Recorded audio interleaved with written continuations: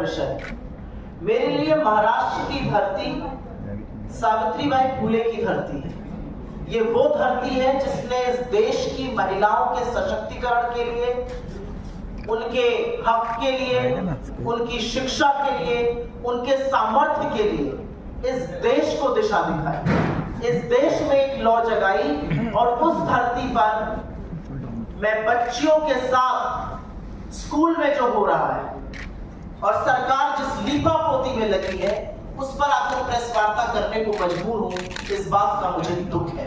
मुझे दुख है इस बात का कि महाराष्ट्र, जहां पर स्त्रियों ने, नारियों ने, चाहे वो आजादी का आंदोलन हो या उसके बाद एक सशक्त भूमिका निभाई है, आज वहां पर महिला के हक की, महिला के सच बोलने की ताकत का दमन किया जा रहा है। मैं ज्यादा कुछ नहीं कहूंगी, मैं वही कहूंगी जो बंबई का हाईकोर्ट कह रहा है।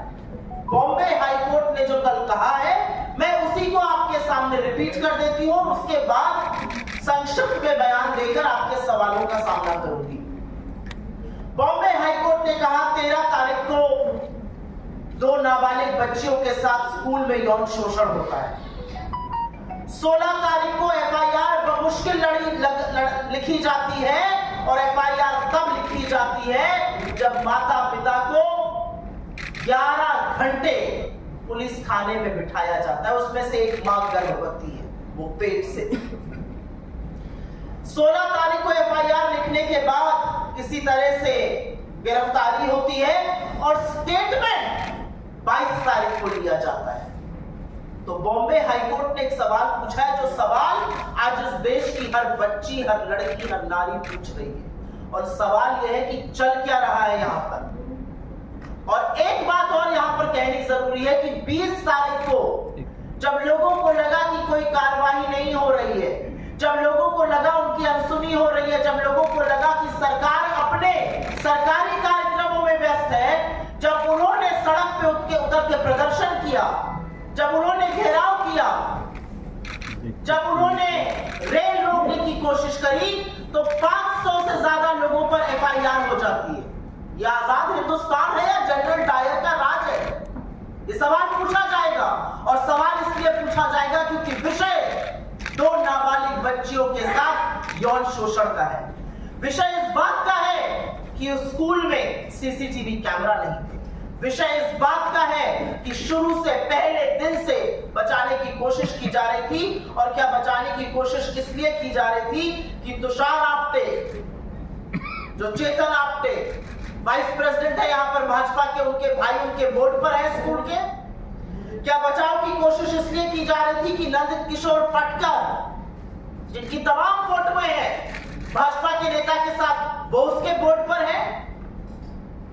और बेशर्मी की हद यह है कि जब यह मामला सामने आया तो इस मामले को दबाने की कोशिश की गई। पहले इसलिए दबाया गया क्योंकि मुख्यमंत्री को एक योजना लागू करनी थी, तो ये नजरबट्टू बन जाता, ये धब्बा लग जाता, ये कलंक हो जाता। तो योजना लागू करने के लिए पहले इस मामले को दबाया गया। और उसके बाद ये सीएम का गृह राज्य है, ये मुख्यमंत्री का गृह राज्य है, ये मुख्यमंत्री का गृह क्षेत्र है। 15 तारीख को वो थाने में रहते हैं और उसके बाद वो बेटियों से मिलने की साथ नहीं लेते हैं, वो परिवार से नहीं मिलना चाहते हैं, वो बच्चियों के माता पिता से नहीं मिलना चाहते, बूढ़े दादा दादी से नहीं मिलना चाहते, जो आशंकित है, बच्चों ने स्कूल आने से मना कर दिया है। यह आपका गृह क्षेत्र है। आप लीपापोती करने में लगे हैं। आप नहीं गए, लेकिन आपने अपनी जगह वहां पर दूसरे मंत्री को भेजा और दूसरे मंत्री को भेजकर आपने थाने में जो हुआ है, थाने डिस्ट्रिक्ट में जो बदलापुर में हुआ है, उसमें वहां पर बच्चियों की, उनके परिवारों की, आधी आबादी की अवमानना की। और उसके बाद वो लग्जरी जी रहे सतारा में, देवेंद्र फडणवीस अपने आकाओं की जी हजूरी दिल्ली में कर रहे हैं, तो महाराष्ट्र को किसके भरोसे छोड़ दिया है इन 3 तिगाड़ों की सरकार ने? सवाल यह पूछा जाएगा। और सवाल इसलिए पूछा जाएगा क्योंकि महाराष्ट्र, मेरे आंकड़ों के अकॉर्डिंग नहीं, इस देश में नेशनल एनसीआरबी क्राइम ब्यूरो के अकॉर्डिंग महाराष्ट्र में 21,000 के करीब बच्चों का यौन शोषण हर साल हो रहा है। नंबर #1 है बच्चों के खिलाफ यौन शोषण में महाराष्ट्र। क्या कर रही है ये महायुति की सरकार? चीफ मिनिस्टर कल आके अपना सीना ठोक के कहते हैं हमने फास्ट ट्रैक कोर्ट में ये कर दिया, वो क्या किया आपने? कहां से आपकी ये हिम्मत लोगों को कि 2 नाबालिग 4 साल की बच्चियां, मेरी भी बच्ची है, आपकी भी बच्चियां हैं, क्या हम आंख में आंख डालकर ये कह सकते हैं कि वो बच्चियां सुरक्षित है? बच्चियां स्कूल जाती हैं और माँ बाप ये सोचकर स्कूल भेजते हैं कि स्कूल वाले बच्चियों को सुरक्षित रखेंगे। सीसीटीवी नहीं चल रहा है, वहां पर एक आदमी कार्यरत है, वो कुछ कर देता है, पहले उसको दबाने की कोशिश होती है, प्रिंसिपल की भूमिका सामने आ रही है, बोर्ड मेंबर्स को बचाव की तैयारी हो रही है। हो क्या नहीं महाराष्ट्र में? ये हम नहीं, ये बात जो है वो बॉम्बे का हाई कोर्ट जिसने स्वतः संज्ञान लिया है वो भी पूछ रहा है। असलियत यह है कि 7,521 रेप के मामले महाराष्ट्र में 2023 में रजिस्टर हुए। 1 नहीं, 2 नहीं, 3 नहीं, महाराष्ट्र में हर दिन 21 महिलाओं का रेप हो रहा है। क्या कर रही है सरकार? महाराष्ट्र वीरों की भूमि है, महाराष्ट्र छत्रपति शिवाजी महाराज की भूमि है और छत्रपति शिवाजी महाराज के जीवन में, उनके शौर्य में, उनके पराक्रम में उनकी मां का रोल, ये महाराष्ट्र की पहचान है। और महाराष्ट्र में हो रहा है और chief minister, deputy chief minister भगवान जाने क्या कर रहे हैं। एक दिल्ली में आकाओं के सामने जी हजूरी कर रहे हैं, एक सतारा में लग्जरी में जिंदगी जी रहे हैं। मुझे ये सोचकर भी सिहर उठती हूं कि जिस गृह क्षेत्र के चीफ मिनिस्टर हैं, आज 23 तारीख हो गई, 13 को ये कांड हुआ है, 10 दिन में उनको यहां आने की फुर्सत नहीं है।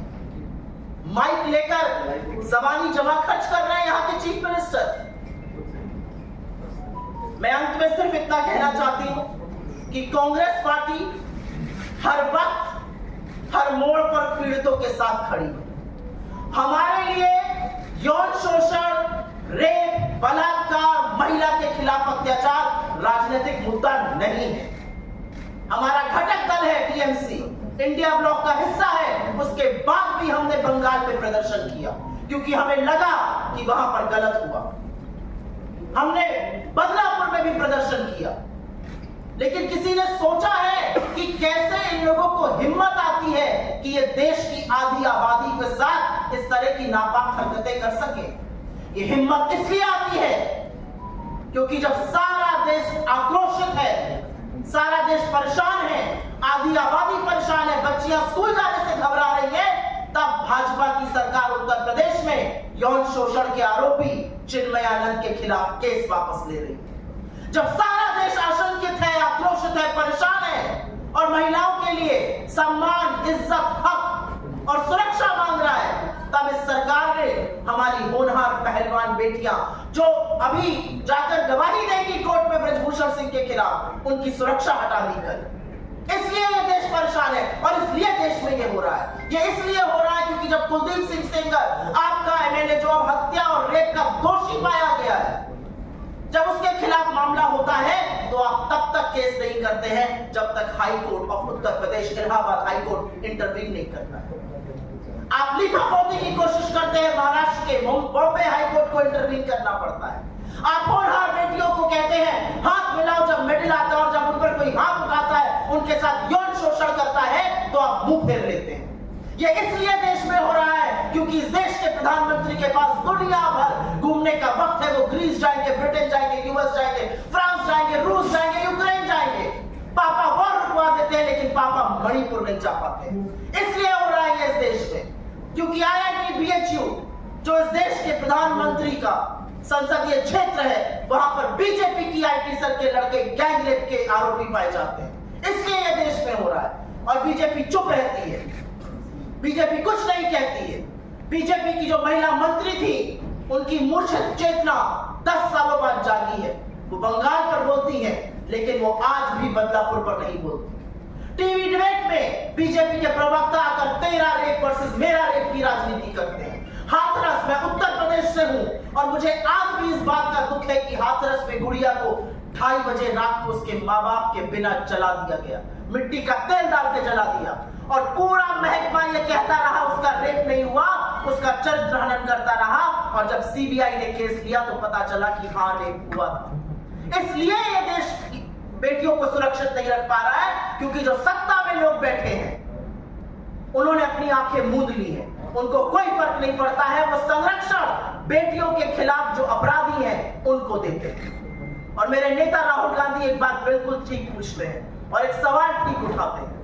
वो कहते हैं कि क्या, और ये सवाल हम सब औरतों के मन में, मैं यहां पर इतनी सारी महिलाओं को देख रही हूं, हम तो महिला स्टेज पर है, मंच पर है, क्या अब औरत के साथ अपराध होगा और उसको न्याय के लिए सड़क पे उतरना पड़ेगा तब एफआईआर होगी, और जो सड़क पर उतरेगा उसको आप जेल में डाल देंगे? ये कहां का न्याय है? क्या ये देश आधी आबादी के लिए नहीं है? पिछले 15 दिनों में इस देश में 45 जघन्य अपराध हुए हैं महिलाओं के खिलाफ। ये देश कब जागेगा? हम क्यों नहीं ऐसी नजीर बना पाते हैं जिससे महिला की ओर गंदी नजर से देखने वाले की रूह कांप जाए? रेप करना तो बहुत दूर की बात है, शायद इसलिए नहीं बना पा रहे हैं क्योंकि रेपिस्ट को संरक्षण सरकार देती है और बार बार महिलाओं के खिलाफ जो अत्याचार करते हैं उनके साथ खड़ी रहती है। हम इस मंच से एकनाथ शिंदे और देवेंद्र फडणवीस से कहते हैं, आपकी अंतरात्मा आपको कैसे स्वीकार्य है कि आप इस प्रदेश के मुख्यमंत्री और उप मुख्यमंत्री और गृह मंत्री बने रहेंगे? अगर जरा सी भी शर्म है तो इस्तीफा दीजिए, और जिस तरह की लीपापोती की कोशिश आप कर रहे हैं वो करनी बंद कीजिए। महाराष्ट्र में जल्द चुनाव है। इस देश की बेटियां, महाराष्ट्र की बेटियां, महाराष्ट्र की महिलाएं, महाराष्ट्र के वो सजग पुरुष आपको ऐसा सबक सिखाने वाले हैं, क्योंकि रेप हो या बलात्कार हो, इसको छुपाया नहीं जाता है, इस पर राजनीति नहीं की जाती है। बच्चियों को न्याय दीजिए, इंसाफ कीजिए, बीजेपी के गुर्गों को बचाने की कोशिश मत कीजिए। और जब कोई सच सामने लाता है, आपके जैसी एक निर्भीक पत्रकार, और मुझे बड़ी खुशी हुई है सुनकर कि आप लोगों ने प्रतिकार किया, आपके जैसी एक निर्भीक पत्रकार जिसने इस पर रिपोर्टिंग करी, उसके खिलाफ वहां का नगर परिषद का अध्यक्ष जो शिंदे जी का राइट हैंड माना जाता है, एकनाथ शिंदे का, वो कहता है तुम ऐसे कर रही हो रिपोर्टिंग जैसे तुम्हारा रेप हुआ। रेप सीटी बजाने के बराबर है। रेप एक औरत के शरीर के साथ नहीं, उसके अस्तित्व के साथ खिलवाड़ है, उसके अस्तित्व को निस्तो नाबूद करता है, और सारा का सारा इज्जत का ठीकरा ये सब समाज एक औरत के ऊपर डाल देता है। ऐसे लोग हमारी सत्ता में बैठे हुए हैं, ये इस देश का दुर्भाग्य है। हम न्याय की उम्मीद करते हैं, और हमें नहीं लगता कि एक मिनट भी एकनाथ शिंदे और देवेंद्र फडणवीस अपने पद पर बने लायक हैं। आपके सवालों का स्वागत है।